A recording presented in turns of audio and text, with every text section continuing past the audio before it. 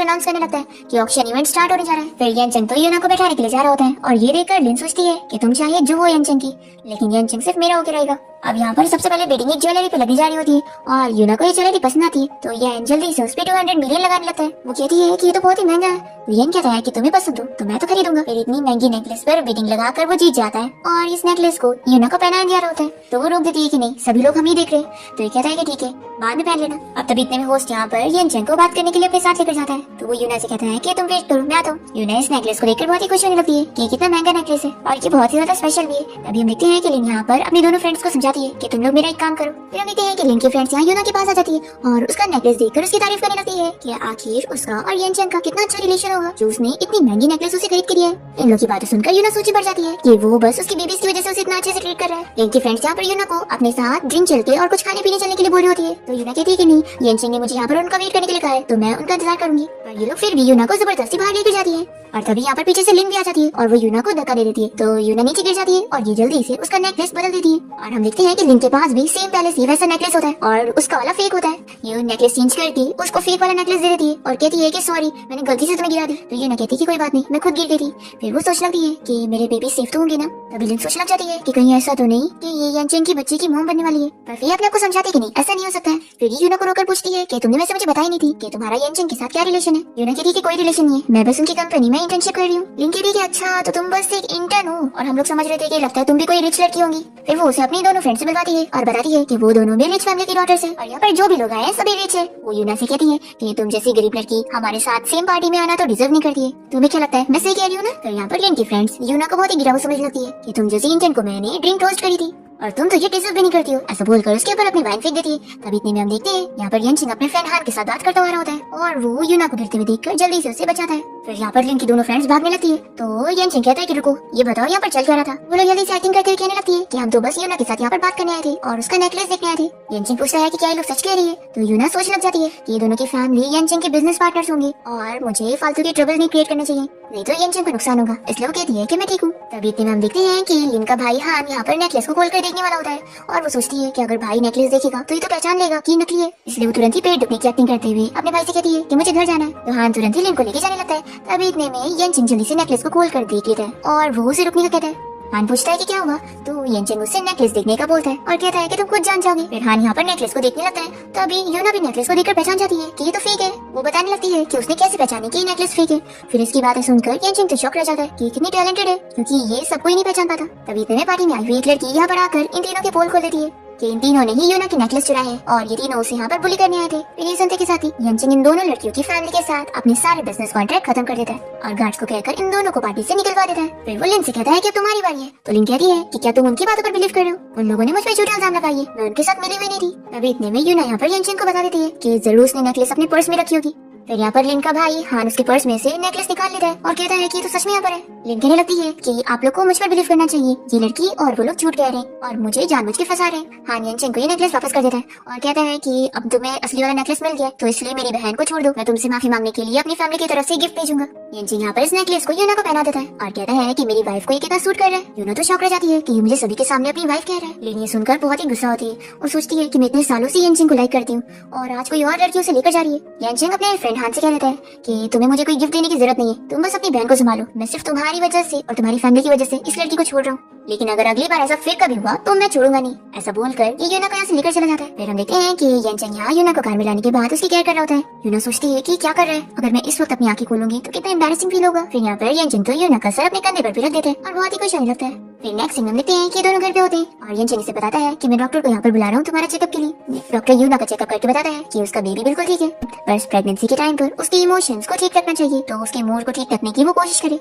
Doctor के जाने के बाद येनचेंग यूना से कहता है कि मैं तुम्हारे साथ मिलकर एक्सरसाइज करता हूँ, तो कहती है नहीं मैं खुद कर लूंगी। येनचेंग कहता है कि मेरे पास एक आइडिया है, क्यों ना हम लोग कपल योगा से स्टार्ट करें। फिर यहाँ पर येनचेंग यूना को योगा कराने लगता है और ये सोचती है कि ये क्या कपल योगा है, अगर ये मेरे साथ हर दिन ऐसी टाइम स्पेंड करने लग गए तो। फिर वो कहती है कि अब मैं काफी थक गई हूँ तो आज का बस इतना ही। ये कहता है कि ठीक है फिर कल हम फिर से कंटिन्यू करेंगे। यूना उससे बहुत शर्मा रही होती है और यंचन को ये पता होता है, इसलिए वो उसे उठा के लेके जाता है और फिर उसके पैर पे मसाज देने लगता है। यूना कहती है कि मैं ये खुद कर लूंगी।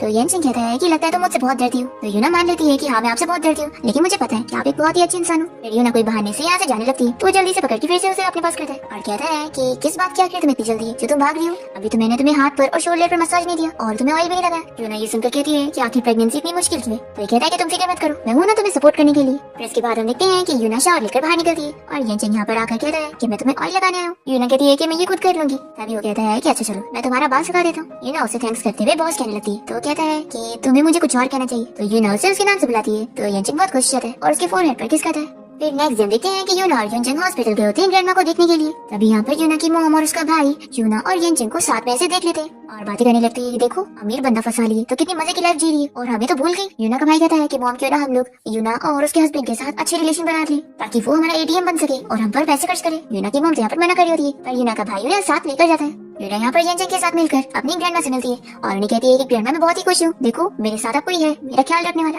तो ग्रैंडमा तो इन दोनों को साथ देखकर बहुत ही खुश होती है। तभी यूना का भाई अपनी मॉम को लेकर आ जाता है और कहता है कि सिस्टर तुम हम दोनों को तो भूल ही गई, हम भी तुम्हारी फैमिली है। यूना की मॉम भी कहने लगती है कि देखो अगर हम ना होते तो तुम इतनी बड़ी कभी हो पाती और क्या कभी इतने अच्छी मिस्टर गु यंचन से मिलती। तभी ग्रैंडमा यहाँ पर बहुत ही गुस्सा होने लगती है कि तुम दोनों अपने आप को फैमिली कैसे बोल सकते हो, तुम लोग यूना को बेचने वाले थे। सच में तुम बस सिर्फ अपने बेटे को देखती हो और अपनी बेटी का तो तुम्हें ख्याल ही नहीं है। यूना की मॉम कहती है कि अगर मुझे इस लड़की का ख्याल नहीं होता तो थोड़ी ना मैं इसे पालती। ग्रैंडमा बिल्कुल नहीं मानती और वो रोने लग जाती है कि तुम लोग यहाँ से निकल जाओ। फिर यंचन भी इन लोगों को चिल्लाकर यहाँ से बाहर निकलवा देता है। तो यूना का भाई यहाँ पर चिल्लाने लगता है कि कितनी खराब सिस्टर हो तुम, हम तुम्हारी फैमिली है और तुम्हें ऐसे निकाल रहे हो। तभी यहाँ पर यंचन का असिस्टेंट इसे मारता है तो यूना की मॉम रोकती है और कहती है कि हम जा रहे हैं। तभी हम यहाँ लिन को देखते हैं जो कि हॉस्पिटल आई होती है और वो यूना और उसके भाई की सारी बातें सुन लेती है और इससे पता लग जाता है कि यूना प्रेग्नेंट है और वो यंचन के बच्चे की मॉम बनने वाली है। ये जानकर इसे बहुत ही गुस्सा आती है और ये सोच लेती है कि मैं यूना और उसके बच्चे दोनों को ही मार दूंगी। फिर ये यूना की मॉम और भाई को रोकती है और कहती है कि मैं तुम लोगों का यूना से बदला लेने में हेल्प कर सकती हूँ और साथ ही अगर तुम लोग मेरा काम करने में हेल्प करते हो तो मैं तुम लोगों को 2 लाख दूंगी और काम पूरा हो गया तो और पैसे भी दे सकती हूँ। तो बताओ क्या तुम लोग ऑफर एक्सेप्ट करोगे? तो यूना का भाई तुरंत ही कार्ड ले लेता है और कहता है कि इसमें पूछने वाली कौन सी बात है,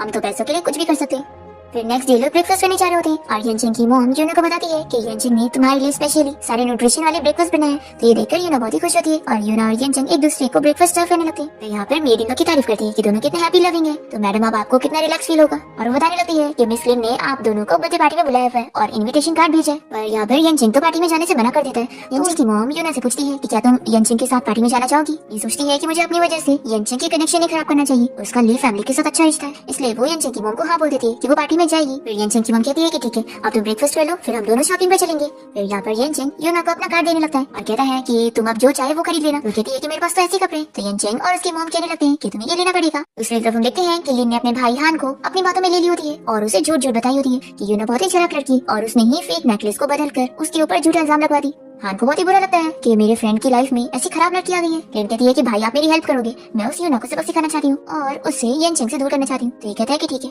और लिन मन में सोचती है कि यूना अब मैं तुम्हें सबक सिखाऊंगी। फिर यूना और यंचन मिलकर लिन की बर्थडे पार्टी में पहुंचते हैं और उसे गिफ्ट भी देते हैं। यूना भी उसे हैप्पी बर्थडे विश करती है। तभी लिन कहती है कि तुम्हें लास्ट टाइम मेरे बारे में गलतफहमी हो गई थी, तो देखो मैं हमारी रिलेशनशिप ठीक करने के लिए तुम्हें ब्रेसलेट गिफ्ट करना चाहती हूँ, मैंने तुम्हारे लिए स्पेशली खरीदी हूँ। और वो यहाँ यूना के हाथ में ये ब्रेसलेट पहना देती है। फिर यूना भी उसे अच्छी समझते हुए थैंक्स करने लगती है। तभी वो कहती है कि चलो मैं तुम्हें अपनी फ्रेंड से मिलवाती हूँ। तो यंचन कह देता है कि ये मेरे साथ रहेगी, हम दोनों साथ में घूमेंगे। फिर हम देखते हैं कि हान यहाँ पर यूना को देखकर सोच लगता है कि ये लड़की बिल्कुल मेरी मॉम की तरह कैसे दिख रही है। फिर ये अपने आप को समझाता है कि मैं ये सब क्या सोच रहा हूँ, मैं और मेरी सिस्टर लिन हम दोनों ट्विंस हैं और ये लड़की थोड़ी ना मेरी सिस्टर हो सकती है। हाँ इस दुनिया में ऐसे भी लोग होते हैं जिनके साथ हमारा कोई खून का रिश्ता नहीं होता लेकिन वो फिर भी हमारे तरह दिखते हैं। फिर हम देखते हैं कि यंचन और यूना यहाँ साथ में होते हैं। तभी हान अपने साथ कोई बिजनेस पार्टनर को लेकर आ जाता है और यंचन को साथ चलने का बोलता है कोई बिजनेस के बारे में बात करने के लिए। तो यंचन यहाँ पर यूना को अपना ख्याल रखने का बोलकर कहता है कि मैं भी आता हूँ। तभी इतने में यूना को अकेला देखकर लिन यहाँ पर आ जाती है और उसकी एक देखने लगती है और तभी यहाँ पर यूना के मॉम और उसके भाई आकर उसकी बेइज्जती करने लग जाते हैं और सभी को उसके बारे में झूठ झूठ बताने लगते हैं कि ये लड़की यंचन की बच्चे की मॉम बने की एक्टिंग कर रही है जबकि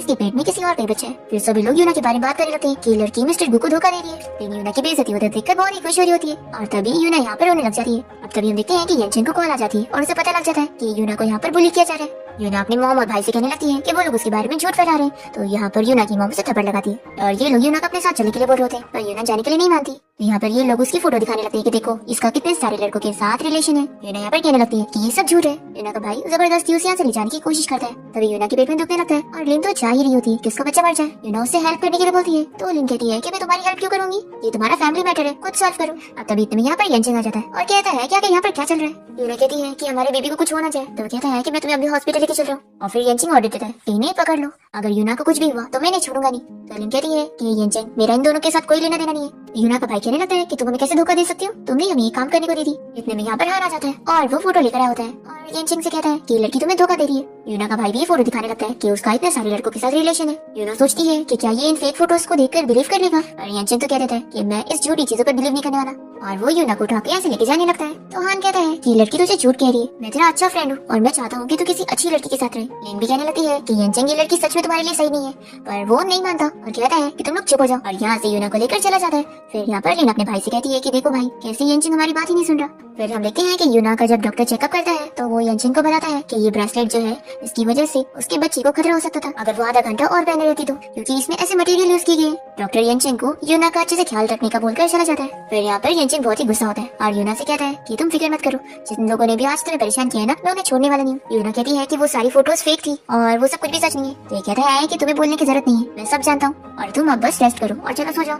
ऐसा बोलकर वो यहाँ से चला जाता है। हम देखते हैं कि लिन और उसका भाई हान यहाँ पर यंचिंग के घर पे आए होते हैं और वो जैसे गुस्से में यहाँ पर आता है तो लिन सोचती है कि ये इतना गुस्से में है तो लगता है इसका बच्चा मर गया होगा। यंचिंग कहता है कि तुम्हें खुशी मनाना चाहिए कि मैं तुम्हें मार नहीं रहा हूँ, नहीं तो तुम्हें भी मेरे हाथों बचते नहीं। तो लिन कहती है कि तुम ये क्या कह रहे हो, मुझे समझ नहीं आ रहा है। हान कहता है कि तुम मेरी बहन को डरा मत। तो यंचिंग इसे एक पंच मारता है और कहता है कि ये अपनी बहन के बदले में। लिन कहती है कि आखिर तुमने मेरे भाई को क्यों मारा। तो यंचिंग कहता है कि तुमने जो ब्रेसलेट दी थी उसमें सैफरॉन था, तुम मेरे बच्चे को मारना चाहती थी। तो लिन यहाँ पर बहाने बना लेती है कि वो ब्रेसलेट यूना की मॉम की तरफ से था। हान कहता है कि मेरी बहन अगर कह रही है तो ये सच ही बोल रही होगी। तभी यहाँ पर यंचिंग के गार्ड्स यूना की मॉम और उसके भाई को पकड़ के ले आते हैं। लिन इन लोग के ऊपर इल्जाम डाल देती है और यूना की मॉम पे डालती है कि उसने ये ब्रेसलेट दी थी। यूना का भाई चिल्लाने लगता है कि तुम कितनी झूठी हो, तुमने हमें पैसे दी थी काम करने के लिए। तभी यहाँ पर लिन की मॉम आ जाती है और चिल्लाने लगती है कि तुम लोग होते कौन हो मेरी बेटी के ऊपर इल्जाम लगाने वाले। तभी यहाँ पर यूना की जो मॉम होती है वो लिन की मॉम को देखकर पहचान जाती है कि लिन असल में मेरी बेटी है। तभी यहाँ पर यंचिंग की मॉम यूना को लेकर आ जाती है और वो यहाँ पर यूना की साइड ले रही होती है कि उसकी मॉम और भाई बिल्कुल अच्छे नहीं है और वो उन्हें डिजर्व नहीं करती। लिन की मॉम और भाई तो यहाँ पर लिन को सपोर्ट करने में लगे होते हैं। तो यूना सोचने लगती है कि काश मेरे भी फैमिली वाले ऐसे होते जो मुझे इस तरीके से सपोर्ट करते। यंचिंग यहाँ पर यूना की नकली मॉम और उसके भाई को यहाँ से निकालने के लिए बोल देता है ताकि ये लोग दोबारा कभी यूना के सामने नजर न आए। और यंचिंग लिन की वजह से अपने फ्रेंड हान की फैमिली के साथ सारे बिजनेस कॉन्ट्रैक्ट खत्म करने की बात कर देता है कि अब वो उसके साथ कोई भी कनेक्शन नहीं रखना चाहता है। तो हान भी अपनी मॉम और बहन को लेकर यहाँ से चला जाता है। फिर रात में हम देखते हैं कि यंचिंग यहाँ पर यूना का बाल सुखाने में हेल्प कर रहा होता है। तभी वो बहुत ही ज्यादा शाय फील करती है। फिर ये जब उसके और नजदीक जाता है तो वो कहती है कि हमें थोड़ा दूर रहना चाहिए। यंचिंग कहता है कि मुझे तो इतनी दूरी भी बहुत ज्यादा दूरी लग रही है। फिर यहाँ पर यूना को वो बेड पर पुश करता है और यूना कहती है कि तुम क्या करने वाले हो। यंचिंग कहता है कि मैं तो तुम्हें बस सोने के लिए बोलने वाला था, लेकिन लगता है तुम चाहती हो मैं कुछ करूं। यूना कहती है कि बिल्कुल नहीं और वो अपना मुंह छुपा लेती है। फिर नेक्स्ट मॉर्निंग जब यूना उठती है तो वो यंचिंग को ऐसे देखकर उसका फेस टच करने लग जाती है। तभी वो भी जाग जाता है और कहता है कि अच्छा मेरी वाइफ मुझे अच्छे से देख रही है। यूना बहुत ही शाय होकर यहाँ से भागने की कोशिश करती है तो जल्दी से उसे रोक लेता है। इसके बाद हम देखते हैं कि यंचिंग और उसकी मॉम कोई डिजाइन कंपटीशन के बारे में बात कर रहे होते हैं जो कि उसकी कंपनी रखने वाली है। यंचिंग यूना से कहता है कि मैंने तुम्हारा टैलेंट देखा हूँ तो मैं चाहता हूँ कि तुम भी इस डिजाइन कंपटीशन में पार्टिसिपेट करो। तो वो हाँ कह देती है। फिर यूना अपने डिजाइन की प्रैक्टिस करने बैठती है और यंचिंग भी उसकी हेल्प करता है और तभी वो यहाँ पर उसकी हेल्प करने के लिए उसे रिवॉर्ड में किस मांगता है और उसे रिटर्न में भी देता है। दोनों यहाँ पर अच्छा टाइम स्पेंड करते हैं। फिर नेक्स्ट डे कंपटीशन वाला दिन होता है और इस कंपटीशन में लिन भी अपना डिजाइन लेकर आई होती है। पर लास्ट में हम देखते हैं कि जैसे यूना अपनी डिजाइन दिखाती है तो सभी जजेस को उसकी डिजाइन ज्यादा पसंद आती है और वो ये कंपटीशन जीत जाती है। और फिर लिन यहाँ से बहुत ही गुस्सा होकर चली जाती है और हम देखते हैं कि यूना यंचिंग के साथ बहुत ही खुश होती है कि वो पहली बार डिजाइन कंपटीशन में जीती है और ये उसका ड्रीम था, वो एक डिजाइनर बनना चाहती थी। अब यहाँ पर यूना को हॉस्पिटल से कॉल आती है कि उसकी ग्रैंडमा की तबीयत खराब हो गई है। तो वो जल्दी से यंचिंग के साथ मिलकर ग्रैंडमा से मिलने जाती है और फिर फाइनली अपनी ग्रैंडमा को सेफ देखकर वो खुश होती है। तभी यंचिंग यहाँ पर यूना की मॉम को लिन से बातें करते हुए सुन लेता है। इससे भी शक हो जाता है कि ये यूना की नहीं बल्कि इसकी मॉम है। तो ये अपने असिस्टेंट को इस बारे में पता करने के लिए बोल देता है और फिर नेक्स्ट डे असिस्टेंट सारी इन्फॉर्मेशन लाकर यंचिंग को बता देता है कि यूना की मॉम असल में यूना की मॉम है ही नहीं और वो तो लिन की मॉम है। असिस्टेंट कहता है कि आपका शक सही हो सकता है कि मिस यूना ली फैमिली की डॉटर होंगी। यहाँ पर हम देखते हैं कि लिन भी डीएनए टेस्ट रिपोर्ट निकलवाती है तो इसे बहुत ही शौक लगता है कि मैं सच में एक अमीर फैमिली की डॉटर नहीं हूँ बल्कि गरीब फैमिली की हूँ। वो अपनी मॉम से कह देती है कि वो बिल्कुल भी इस बारे में पता न लगने दे कि वो उनकी बेटी है। तो इसकी मॉम भी मान जाती है कि तुम बस मुझे पैसे दे दो फिर मैं इस बारे में किसी को नहीं बताऊंगी। और लिन का तो प्लान होता है कि वो अपनी मॉम और उस भाई को भी मारना चाहती है। फिर इन लोगों को काम देती है यूना और उसकी ग्रैंडमा को किडनैप करने का और इन लोगों से कहती है कि यहाँ पर मुझे भी बांध लो। फिर यहाँ पर अपने भाई को बुला लेती है खुद को बचाने के लिए ताकि इसका भाई यहाँ पर इसे बचा के लेकर चला जाएगा और फिर आग में सभी मर जाएंगे।